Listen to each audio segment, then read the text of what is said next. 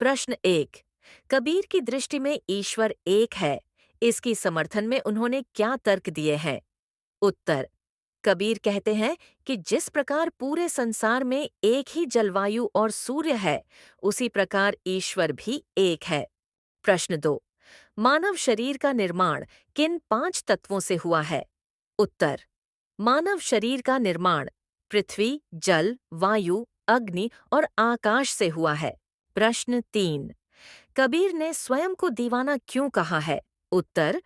कबीर इस संसार की मोह माया को त्याग कर परमात्मा की भक्ति में लीन है, इसलिए वह स्वयं को दीवाना कहते हैं। प्रश्न 4। कबीर ने ऐसा क्यों कहा है कि संसार बोरा गया है, अर्थात पागल हो गया है? उत्तर। कबीर ने ऐसा इसलिए कहा है क्योंकि संसार के लोग सच्ची बातों पर क्रोध करते हैं और झूठी बातों पर विश्वास करते हैं। आज का मानव भगवान को भूलकर विषय वासनाओं को भोगने में लगा है। प्रश्न 5। कबीर ने नियम और धर्म का पालन करने वाले लोगों की किन कमियों की ओर संकेत किया है? उत्तर।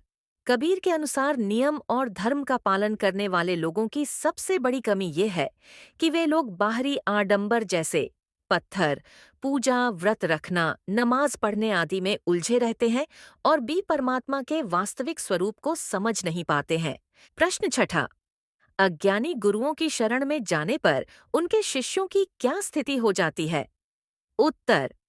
अज्ञानी गुरुओं की शरण में जाने पर उनके शिष्य भी उनकी तरह मूर्ख बन जाते हैं।